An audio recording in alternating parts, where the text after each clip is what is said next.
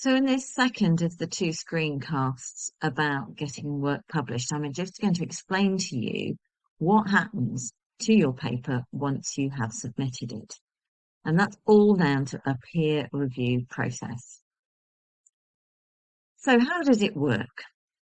So there is an editorial committee for every journal. There's a senior editor, and there's a team of people who work underneath them. So that committee decide initially, have a quick scan over something, think, is it worth sending out for peer review? So if you've written something that is completely irrelevant to the journal, you will probably get it rejected completely straight away. I've had that happen once, which was very frustrating indeed, but that's not usually what happens. And I guess you get better at knowing what should go somewhere and what shouldn't. So the paper will then be, providing they decide not to reject it immediately, papers are then sent to at least 2 reviewers. And these are people who are considered to be experts in their field. So I might get papers on communication skills in various forms. I get quite a lot of those. But we get sent to at least 2, sometimes more, expecting that one might say no. Then the reviewers get an email, and I've just given you an idea here. This is one that Dwayne sent to me. He's been sending me a lot recently. And it's an invitation. Please, will you do this? And will you click to say, yes, you will, or no, you won't? So you decide whether you're going to take something on at a particular time or not. Once you've made that decision, you're normally given 3 weeks in which to complete the work, and you will get a reminder with when you've got 1 week left. So that paper comes to the individual. And what we're hoping is that your peer reviewer will go through your manuscript carefully and give constructive feedback to make the paper better. Just to point out to you that they're not always terribly sensitive to your feelings. I try really hard to be positive and constructive and give people ideas of what can make something better, but I've had a few that haven't been that. So bear in mind that sometimes the feedback is hard, it's difficult to accept. So, for example, here's one. I think actually this is a communication skills paper because it had been was a follow-up, and we'd just done the survey before. We didn't give much details, and somebody was really pleased by that. The details of the survey are lacking. Why was cross-sectional design most appropriate? While previous works reference, at least a summary of the survey and type of focus is needed. So the reason I use that tone of voice is because when you read all of the feedback from that individual, they had gone through it very, very thoroughly, but they haven't got a lot positive to say, which was why I kind of interpret it in that way. So she wanted more detail. They wanted more detail. And the same reviewer, the others didn't say the same things at all. I don't believe this is unique survey insight, given that you've done it before and that the findings are similar. So not seeing the detail of the change or recognizing the whole point was to see what the trend was. And they're very much of the view that, of course, statisticians are going to state that communication skills are important. Yes, they did, but they said an awful lot of other things, and there are quite substantial changes actually in what had happened over 10 years. But you get that kind of feedback, and you have to take a deep breath and think about what you're going to do and how you're going to take that forward. So the response from the editor based on the reviewer's feedback, and so that could be 2 or 3 people, they all send their comments in via the electronic system, and the editor will then make a decision. Actually, there's lots not right with this, let's reject it. Or actually the research is good, but they need to do some serious work on rewriting, so major revisions. Minor revisions is tiny details, spelling errors, typos, maybe small chunks that need slight addition or, those kinds of things. Or accept. which is extremely rare. If you manage to get something that says accept immediately, I can only hold my hat out to you. Congratulations, because it's very difficult to do that. And reviewers kind of feel that they have to come up with something um, to prove they've read it and read it carefully. And occasionally you get reviewers' feedback and you think, they did this in a rush. They didn't really take on board what was in this paper. So if you are asked for revisions, you're going to have a specific time frame, and it's usually about 90 days, so 3 months in effect. And you make the changes and you resubmit. So you don't have to resubmit anything that's not been changed. You kind of resubmit all the same documents, but you don't have to change anything that hasn't been specifically asked for. And you just have to bear in mind that actually sometimes things will come back with further changes, and occasionally you get reviewers with different views, which can be a little bit challenging. But you've got to pull the whole lot together and take note of all of the things that reviewers have said.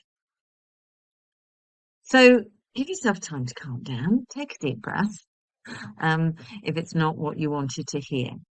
But you have to go through each individual comment and respond to it. I find it's quite useful to do that on a table. You put the comment in one side and your response to it in another. And believe me, I've learned this the hard way as well. Don't just give it a tick and say, yeah, it's been done. You need to kind of explain to the reviewer what you have done. So here's an example of a comment. This is a minor detail on changing of wording of a title of a table. So you act courteously. Thank you. Table 3 title has been changed in line with your recommendation, or you might indicate that this is how it's now being rewritten. If you're not going to make a change, then you've got to explain why. It might be that the reviewer has misunderstood what you were trying to convey, but then you need to note that, because if they've misunderstood it, then probably someone else is going to misunderstand it as well. So do take the comments seriously. If you don't, you can still be rejected. So when you've made all of the changes and you go through that methodically, bit by bit, and sometimes that's quite significant. It might be a rewrite of an introduction, or isn't that one I had to write much more in the methods, even though the other reviewers were quite happy. So you had to, follow that and follow the ones that have said, even if someone said, I'm fine with that, if somebody else isn't fine with it, you still got to react to it. So go through all of that within 90 days and resubmit. So it might not be accepted, but it might just come back with minor things. And sometimes a reviewer's suddenly seen something the second time that they didn't see the first, which is really irritating, but it happens. But when you get a paper accepted, just party. This is a real celebration. Getting a paper published is an achievement. So enjoy that experience, because it is something special. Follow all the instructions that then come, because it's not done. The process is not done. There's going to be forms for you to sign. There's going to be proofs to check. So the time from you having a paper accepted to actually being in print can be months. Journal of Human Nutrition and Dietetics tends to put things on early view, so you can see them much more quickly. But as far as them getting into a print version, that is often a bit later on, several months down the line. So do be mindful of that there is a delay, but if there's early view on the journal that you've submitted to, you can direct people to your work, and you may want to present it in other places, study days, conferences. But remember that if you presenting at a conference means an abstract is going to be therefore published, you need to make sure it's not expressing exactly the same thing. So you might present part of it at a conference, or present your work within the context of a wider presentation. So just be mindful of that, but look out for opportunities. If you've done some work that's worth sharing, then make the effort to share it to the best of your ability, because it's really, really important. And from a career perspective, and if you ever want to go on and do, a PhD or further research, the more you've got published, the better. The better chance you would be accepted for something. If you're rejected, try not to be too despondent.